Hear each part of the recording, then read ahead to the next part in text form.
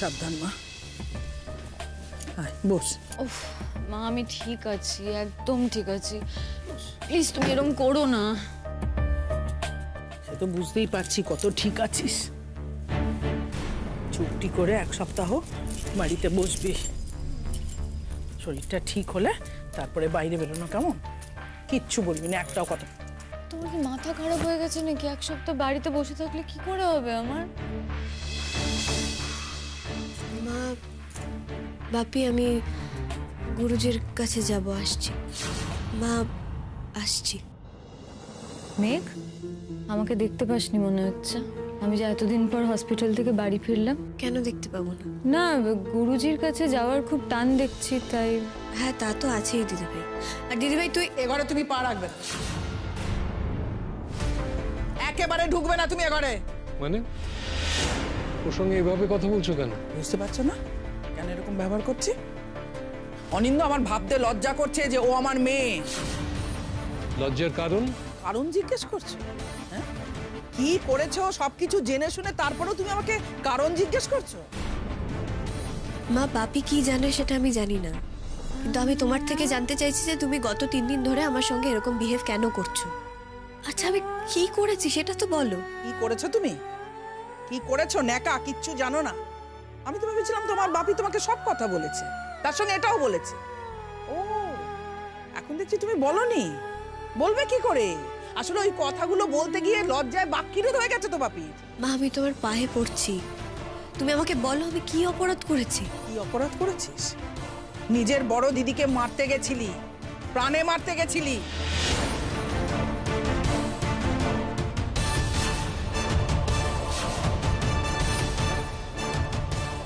মা, কি যাতা বলছো?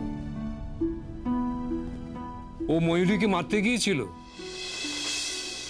নিজের রক্ত দিয়ে ওকে আর একবার ও সুস্থ করে ফিরিয়ে আনলো।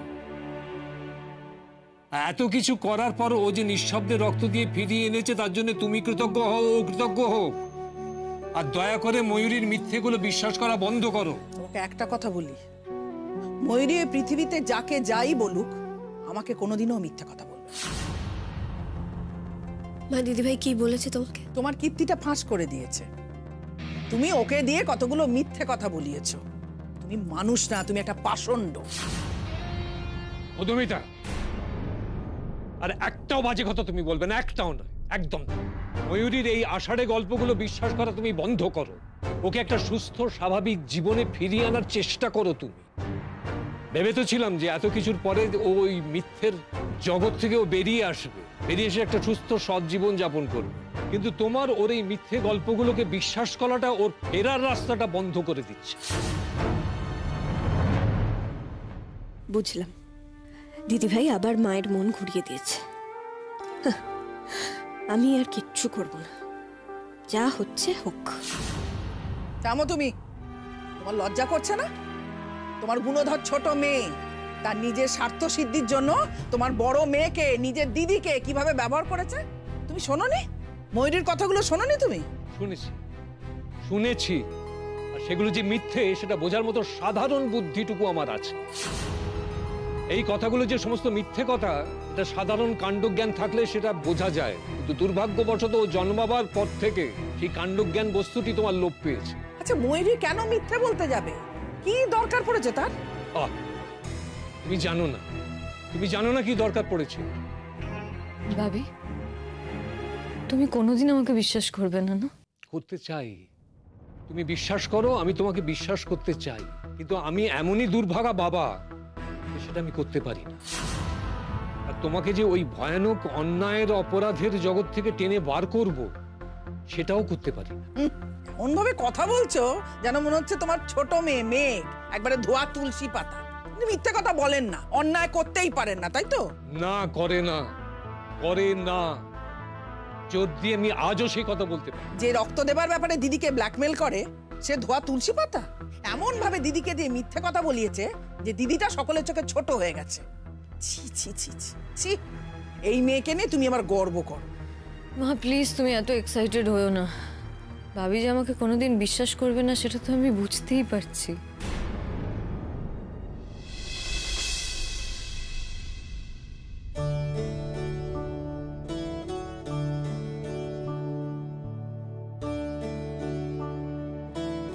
তোর ওই সাজানো মিথ্যের দুনিয়া থেকে একবার একটু বেরিয়ে আয় না মা। সত্যির জগৎটাতে এসে দাঁড়া, একটা বড় করে নিঃশ্বাস নে। দেখবি মিথ্যের নেশা থেকে সত্যির নেশা অনেক ভালো। সে তোকে কোনোদিন ভুল পথে চালিত করবে না, ঠিক রাস্তাটা দেখাবে। মানে সূত্রে নে না মানে নিজেকে। আমি তো তোর বাবা, তুই আমার মেয়ে। কষ্ট হয় রে, খারাপ হয়ে খারাপ করে জীবনে কেউ কোনোদিন কোথাও পৌঁছতে পারেনি। তোর জন্য আর কষ্ট হয়। এই যে তুই একটা অন্ধকারের দিকে ছুটে চলেছিস না, কষ্ট হয়। ভাবি, তুমি কেন আমার কথা বিশ্বাস করছো না? তুই যে এখনো সত্যি বলছিস না মা। মা জানো, আমি মরে গেলেই বোধহয় ভালো হতো। আমি সত্যি মরে গেলেই ভালো হতো। ভাবি আমার একটা কথাও বিশ্বাস করবে না, সেটা পণ করে রেখেছে। কি করে নিজের বাবার এরম ভীষণ ঘেন্না, এরম অবিশ্বাস নিয়ে আমি কি করে বেঁচে থাকতে পারবো? মা আমাকে বলবে, হ্যাঁ কেন মরতে দিলে না আমাকে? কেন মেঘকে রক্ত দিতে দিলে না? বলো আমাকে, আমি শুনবো। আমি আর পারছি না। না ছাড়ো তো, ছাড়ো। এই জীবনে কেন রে? সরো এখান থেকে, দাঁড়াও দাঁড়াও। তুই কেন রক্ত দিলি আমাকে? হ্যাঁ কেন? মহান হবি বলে, তাই তো? তুই মহান হওয়ার চেষ্টা করছিলি, তাই তো? আমাকে এরকম মিথ্যে জালে ফাঁসিয়ে তুই এসব করলি নিজে মহান হবি বলে। কেন বলতো? আমার জীবনটা নষ্ট করে তুই আমাকে বাঁচিয়ে রাখার চেষ্টা করছিস। এই মেরে ফেল, আমাকে মেরে ফেল না। গলাটা টিপে দে না। ভুলে যা মা, সবকিছু ভুলে যা। পৃথিবীর কেউ তোর পাশে না থাকুক, তুই একটা কথা বিশ্বাস করবি, আমি তোর পাশে আছি। সারা জীবন তোর পাশে থাকবো, কেউ না থাকলেও থাকবো। যারা তোকে চায় না, যারা ভালোবাসলে, তুই কেন তাদের জন্য চোখের জল ফেলবি? একদম চোখের জল ফেলবি না, একদম না। বেশ মা, তুমি তাহলে বিশ্বাস করো যে আমি সব মিথ্যে বলেছি। দিদিভাইকে রক্ত দেব না বলে ভয় দেখিয়ে ওকে দিয়ে মিথ্যে বলিয়েছি। বেশ, তাহলে আমি দিদিভাই আর রূপের কথা রেকর্ডিং কোথায় পেলাম? ওসব তোমার বদমাইশি মেঘ, তোমার বদমাইশি। গলা বদলিয়ে ওরকম অনেক কিছু করা যায়। আমি গলা বদলে এত কিছু? মা তুমি সেটাই বিশ্বাস করো? হ্যাঁ, সেটাই আমি বিশ্বাস করি। তোমাকে কি বলি বলো তো মধুমিতা? এত কিছুর পরেও, এত প্রমাণ চোখে দেখে কানে শুনে, তারপরেও তুমি বিশ্বাস করো? ভাবি, এক মিনিট, আমার মাকে একটা কথা বলার আছে। মা, যদি তোমার এটাই বিশ্বাস হয় যে এই গোটা অন্যায়টা আমি করেছি, তবে তুমি আমাকে শাস্তি দাও। তুমি আমাকে যে শাস্তি দেবে আমি মাথা পেতে নেব। তুমি কোনো অন্যায় করনি, তোমাকে কেউ শাস্তি দেবে না। মা গো, এই সুযোগ ছেড়ো না প্লিজ। তাও ওর গান গাওয়া কিছু, আবার গাইবে, আবার জিতবে, আবার সেন্টার অফ অ্যাটেনশন হবে। এই করে তো একদিন মেঘের দিদি ছাড়া আর কোনো পরিচয়ই আমার থাকবে না। ভাবি, মাকে শাস্তি দিতে দাও না। আমি মায়ের কাছে এই কাজের শাস্তি চাই। খুব তো বলছিস, যা শাস্তি দেবে মাথা পেতে মেনে নেব। তো মা যদি এখন বলে তোর গান গাওয়া বন্ধ, তোর কালকে কম্পিটিশনে আর গান গাওয়া হবে না, তুই কি সেটা মানবি?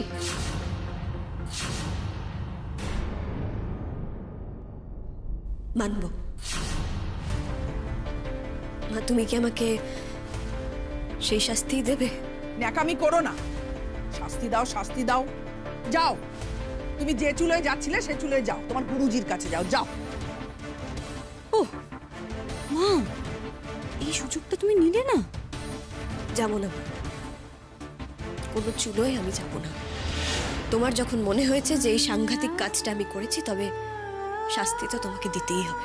এই ঢং করিস না তো, কুচি করেছে তো। ঠিক আছে, আমি তোকে শাস্তি দিলাম, কালকের কম্পিটিশনে তুই গান গাইবি।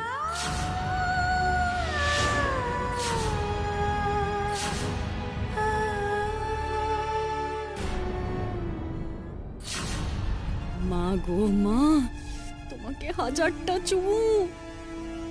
বেশ মা, তুমি যখন বলছো আমি গাইবো না কালকের কম্পিটিশনে, আমি গুরুজিকে গিয়ে বলে দেবো। অসম্ভব।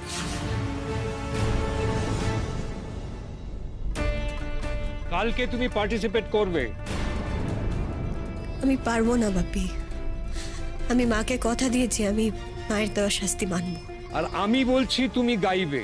পরিষ্কার করে শুনে রাখো মেয়ে, তুমি যদি তোমার মাকে দেওয়া একটা অর্থহীন কথা রাখার জন্য এতটা স্যাক্রিফাইস করো, তাহলে তুমি আমাকে কিন্তু সারা জীবনের জন্য হারাবে। আমার মুখটা তুমি এই বাড়িতে আর দেখতে পাবে না। উফ ভাবি, আবার কি সাংঘাতিক ড্রামা দিচ্ছ তুমি? ভাবি তুমি এসব কি বলছো? চুপ করো প্লিজ। সারা জীবন চুপ করে রয়েছি আমি, শুধুমাত্র অশান্তির ভয়ে আমি চুপ করে রয়েছি, কিচ্ছু বলিনি কোনোদিন। আছে অশান্তি হয়, ছোটবেলা থেকে তোমার উপরে এই অত্যাচার হয়ে যাচ্ছে, এটা আমি আর সহ্য করবো না, একদম না। তুমি যদি আমার কথা না শোনো, কালকে যদি গান না গাও, তুমি আমাকে আর দেখতে পাবে। তুমি কালকে পার্টিসিপেট করবে কি না, হ্যাঁ কি না সেটা আমাকে বলো। পার্টিসিপেট করবে তুমি?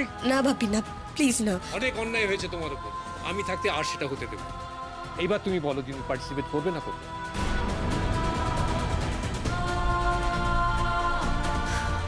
বলো। বেশ করবো।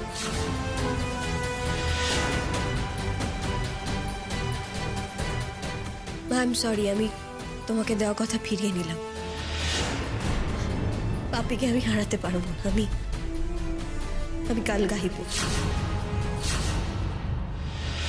আর মেঘ, তোর যদি গাইবার অবস্থাই না থাকে, ধর ধর তোর যদি দম বন্ধ হয়ে আসে, হাঁপানির মতো শ্বাস ওঠে, কি হবে তখন?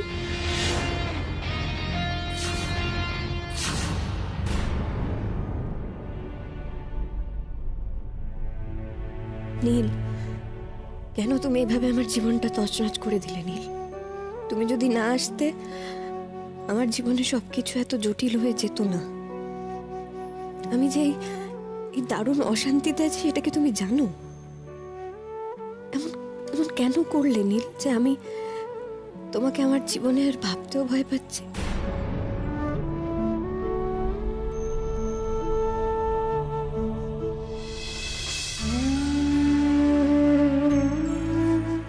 তবে কি তোমার আমার মধ্যে কোনো কিছু ঠিক হওয়ার কোনো উপায় নেই মেঘ?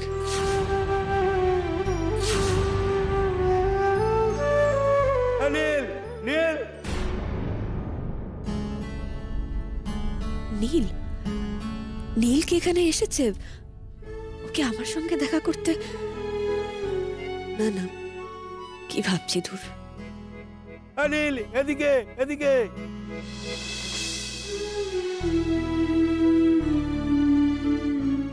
ধুর, কিসব ভাবছি।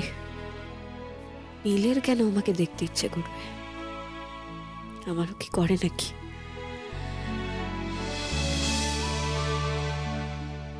আচ্ছা, নীল নামটা শুনে এখনো কেন এরকম হয় আমার? নীলকে চোখের সামনে দেখলেও কেন আমার ভেতরটা এত কষ্ট হয়? কেন আমি ভাবি ওর কথা? আমি তো ভাবি যে ও আসবে, নীল আসবে, তুমি আমার গান শুনতে, তোমার ইচ্ছে হবে শুনতে, আর তুমি ঠিক শুনবে। তুমি তো অনেকদিন আমার গান শোনো না। ওই আগের দিন এসেছিলে, কিন্তু সেখানে তো আবার ভুল বোঝাবুঝি, আবার মনের মধ্যে একরাশ সন্দেহ নিয়ে চলে গেলে। জানলেও না যে আমি আজও যখন গান গাই কার কথা মনে করি। তুমি ভালোবাসতে আমার গান, মিস করো তুমি আমার গান এখনো। আমার গান গাওয়া কিরম কিরম ছেলে মানুষই করতে আমার গান শুনবে বলে মনে পড়ে তোমার?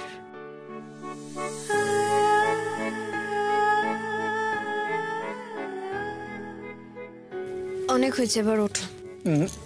ওহো মানে আমি কি ঘুমাবো না নাকি? ওঠো। আর একটা, আর না, তোমার না বড্ড চাওয়া বেড়েছে। প্লিজ আর একটা। নবে, এত কঠিন হবে? আরো কঠিন হবে, দরকার হলে আমি স্টাডিতে গিয়ে ঘুমিয়ে পড়বো। প্লিজ দেখো, মুখটা বড্ড মিষ্টি মিষ্টি লাগছে, একটা একটা টক হোক। আমি তাহলে বসে বসেই ঘুমিয়ে পড়ছি, বুঝলে? তোমাকে ঘুমোতে দিচ্ছে কে? আমি তো তোমাকে জাগিয়ে রাখবো। আরে প্লিজ, আমার কালকে সকাল সকাল ক্লাস আছে। সে তো আমারও আছে। তাহলে ছাড়ো। No way. আমি কিন্তু জোর করে উঠে চলে যাব। জোর কিন্তু আমিও করতে পারি, আর আমি জোর করলে যে কি কি করব। চুপ। আচ্ছা বেশ, ছেড়ে দেবো, তবে একটা শর্ত। শর্ত? গান শোনা। গান এই রাত্রিরে? আরে বাড়ির সবাই তো উঠে যাবে। ভালো তো, সকলে শুনুক না, বুঝবে যে প্রেম চলছে। একেবারে মিউজিক্যাল প্রেম। আরে আমি এখন এভাবে গাইতে পারবো না, সবাই হাসবে, অসম্ভব। ছাদে চলো। কি? এই দেখো, এটাতে না করো, হ্যাঁ প্লিজ মেঘপালিকা, এটাতে না করো না।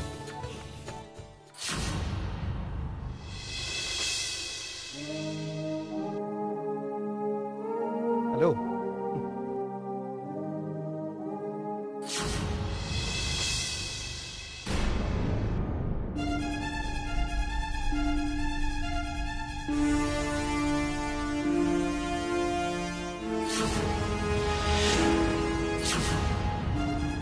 মেঘ, এই মস্কিটো রেপেলেন্টের গন্ধ তো সহ্য হয় না, অ্যালার্জি হয়, শ্বাসকষ্টও হয়। আজও রাতে হবে। তুই যখন ফিরবি গোটা ঘরেই গন্ধ থাকবে, তোর দারুণ শ্বাসকষ্ট হবে। সেটা এতটাই বেশি হবে যে কাল আর তোর গান গাওয়া হবে না, কারণ তোর ওষুধগুলো একটাও আর থাকবে না।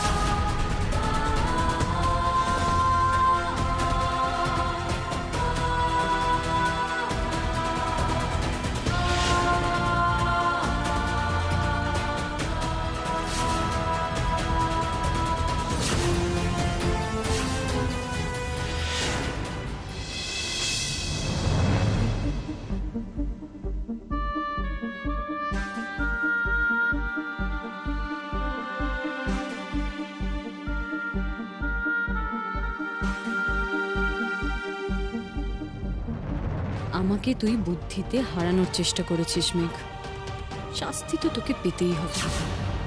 তুই নীলের সামনে আমাকে ছোট করেছিস। নীল হসপিটালে একবারও আমার কাছে আসেনি, মানে ও আমার সব বলা কথাগুলো বিশ্বাস করেছে। আমাকে কতটা ড্যামেজ কন্ট্রোল করতে হবে তোর কোনো আইডিয়া আছে? নীলকে আবার হাতে আনতে হবে, তার বাড়ির লোককে হাতে আনতে হবে। মেঘ, ময়ূরী তো তোর কাছে হারবে না রে, কিছুতেই হারবে না। সেই হার তো সে নিজেই মেনে নিতে পারবে না।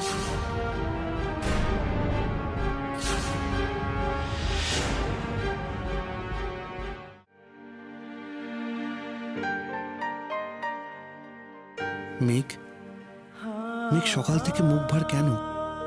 শরতের মেঘ না, আজ তুমি শ্রাবণের মেঘ কেন? ভালো লাগে না মেঘ, তোমাকে এমন মন খারাপ করে থাকতে দেখে আমার ভালো লাগে না।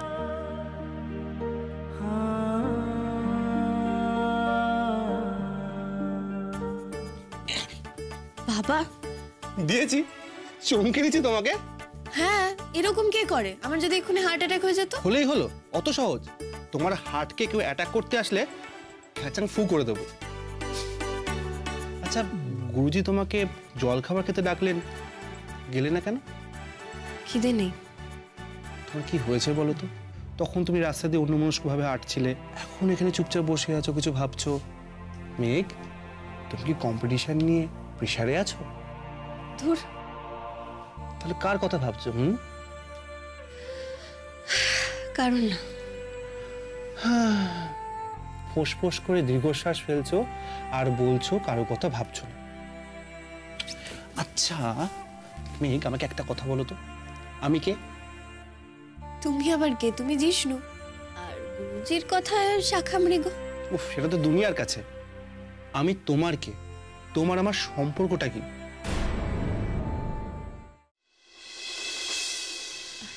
বন্ধুত্ব। গুড, মানলে তো আমি তোমার বন্ধু? মানি বলেই তোমাকে এতটা সহ্য করি, মানি বলেই তোমার সঙ্গে এত কথা বলি, না হলে আমি তো বাপি ছাড়া কারোর সঙ্গেই তেমন অত কথা বলি না। সৌরনীলের সঙ্গে যা বলেছি সেগুলো ভুলে যেতে চাই। বললে কি ভুলে যাওয়া যায় ম্যাডাম? আসলে আমরা আমাদের মনকে বোঝাই। তাকে ভুলে গেছি, সেটা ভুলে গেছি, এটা ভুলে গেছি। আসলে ভুলি না, ভোলা যায় না। ভোলার তলে তলে ছিল অশ্রু জলের খেলা। আচ্ছা, একটা সত্যি কথা বলবো তোমাকে, মানে আমার তোমাকেই বলতে ইচ্ছে করছে। আমারও শুনতে ইচ্ছা করছে।